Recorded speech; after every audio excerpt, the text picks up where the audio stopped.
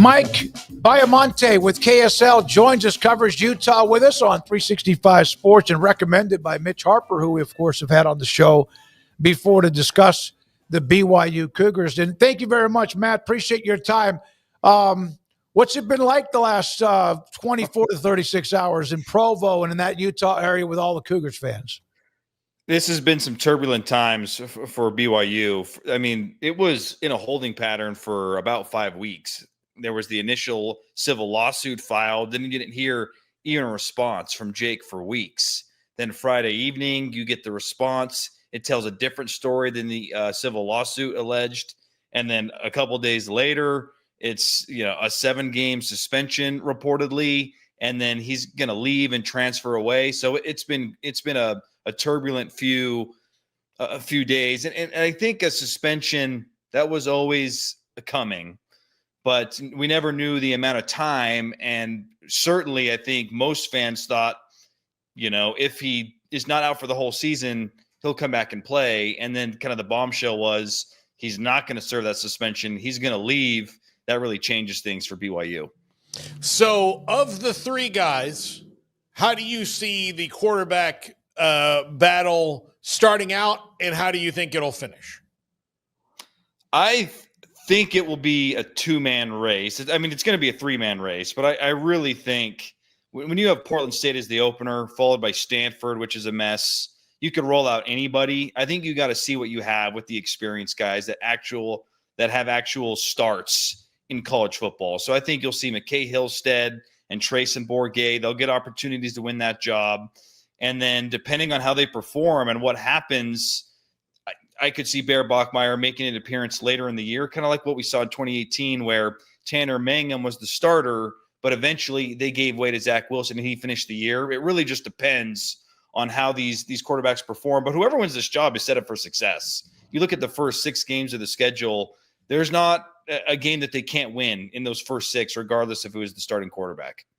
Yeah, Matthew, that was what I was going to ask you. How much does this change your opinion on the schedule outlook and just the overall 2025 season?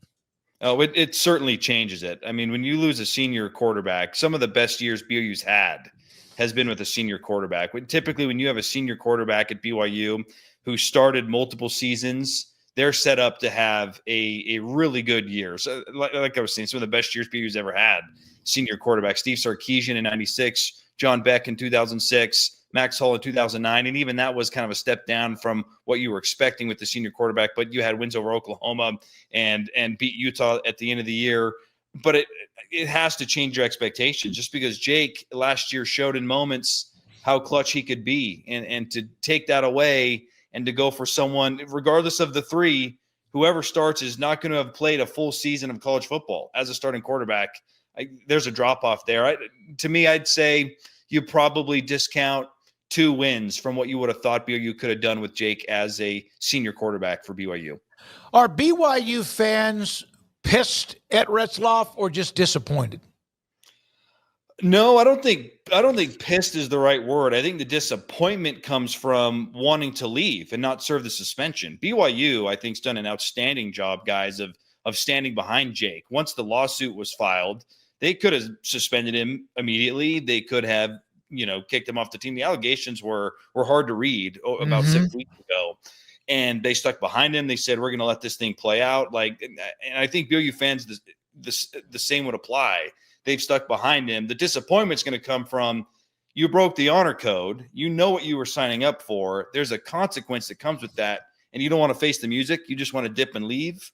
I think that's where the disappointment comes from, is they still want to welcome him back. Like, there was never a scenario in which he was going to miss the full season, which is unprecedented for BYU standards. In the past, this type of allegation and this type of admittance of the sexual, misconduct's not the right word anymore because the case was dismissed, but the admittance of premarital sex, guys, in the past would have been, you're out for a semester, which would have been the whole season. So this is kind of new territory for BYU, willing to let someone not miss a full semester and play some of the season, and yet he doesn't want to do it. I think that's where the disappointment is, that BYU was behind this guy. They were the best option he had coming out of JUCO football, and yet you don't want to face the music, and then come back for the most important part of the schedule, which is Texas Tech and Iowa State, like meaningful football games that he could have played in, and yet reportedly he doesn't want to do that. That's where the disappointment comes from.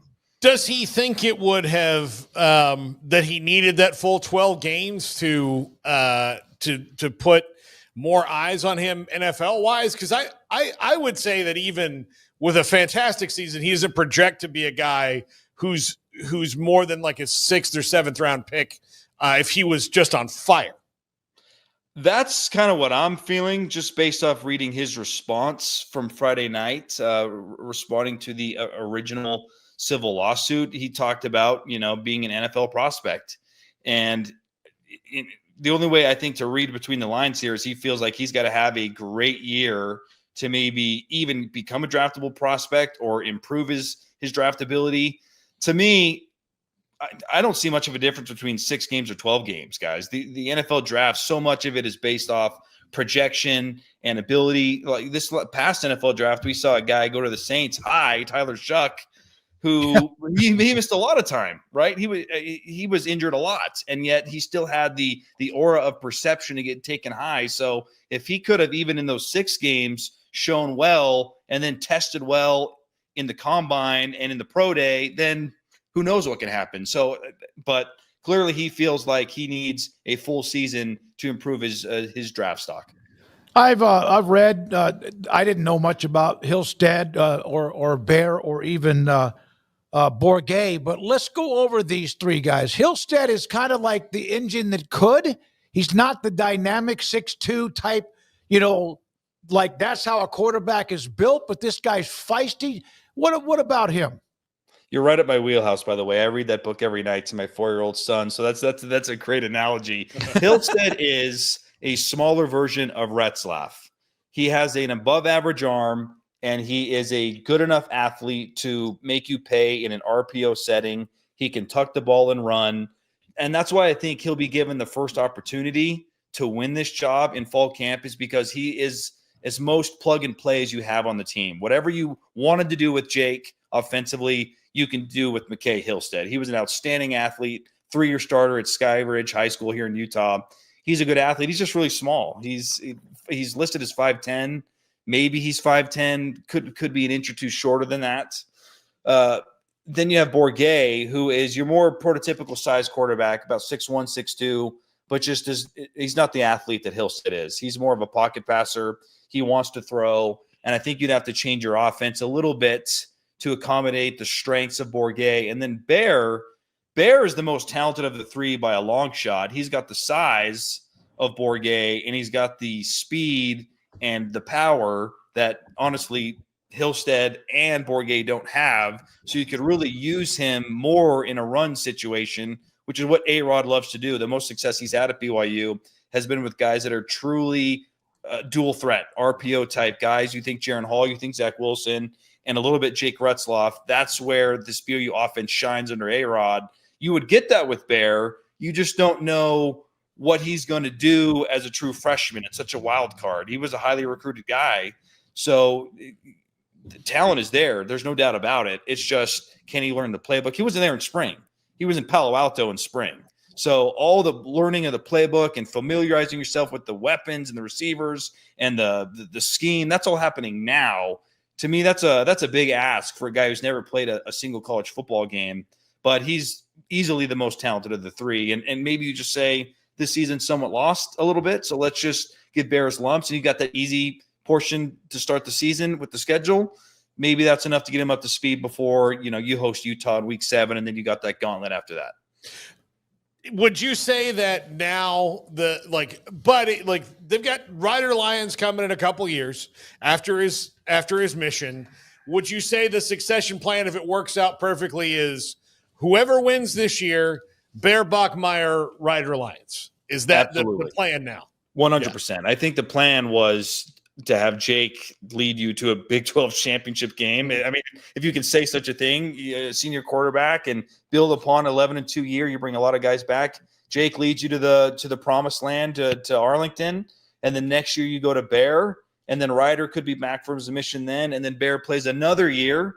Ryder learns, kind of gets back into shape, and then after 2 years of Bear starting, 3 years of Bear in the program, then you turn it over to Ryder Lyons. But now, who knows? Maybe Bear gets thrust in early, and you have this year and 2 more years of Bear. But definitely Bear Bachmeier is the next guy that you want to be the starting quarterback, followed up by Ryder.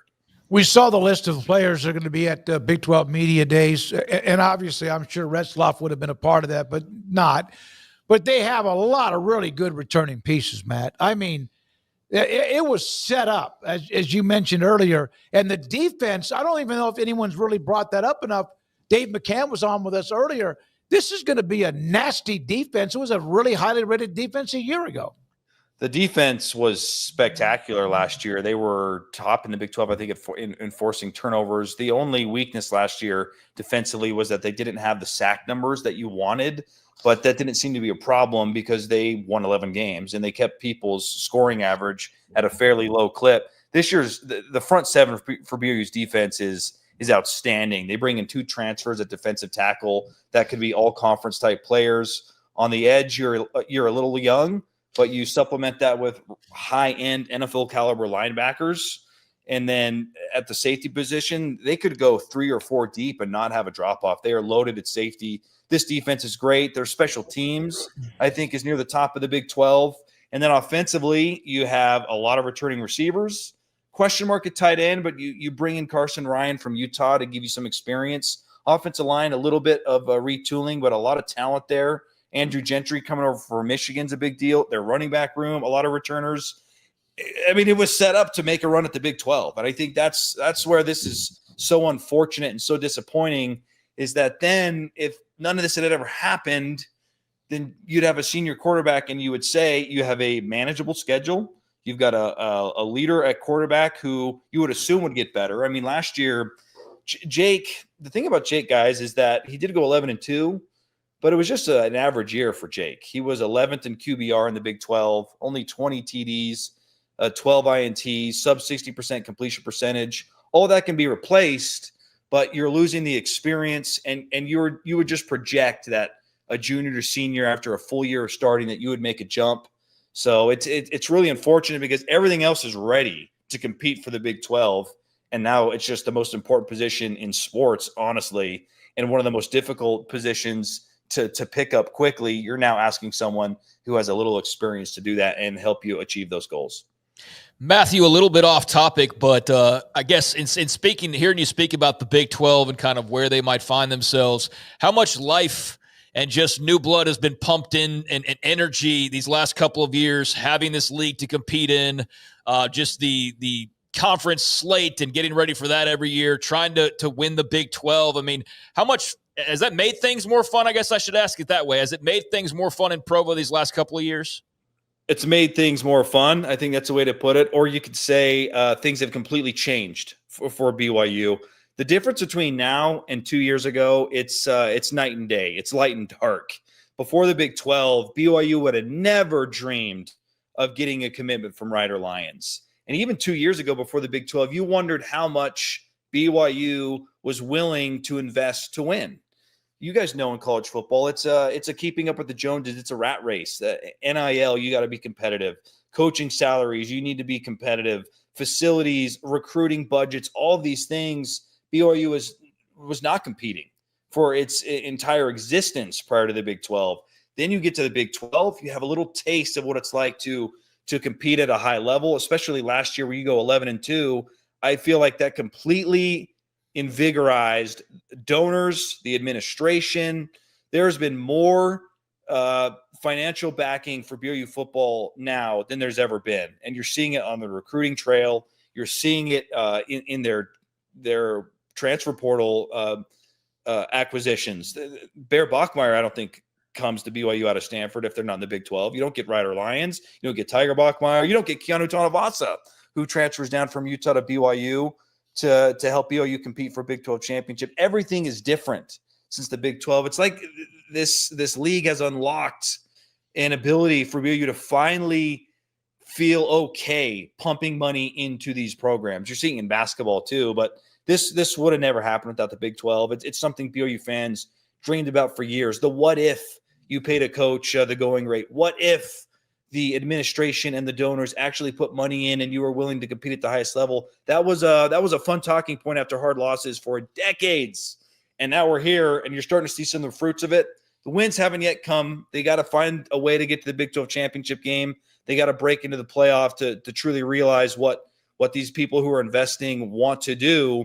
But the fact that you're seeing it, it's the golden era of BYU sports, guys. It's incredible, the excitement in this town for BYU athletics right now. Matt, we'll let you go. Is there a relief today happened in the last 36 hours? Oh, for sure. Yes, there's a relief. There was a growing fear amongst fans that this was going to hang over the team all season, just not knowing what was going to happen. Was Jake going to be here? Was he not going to be here?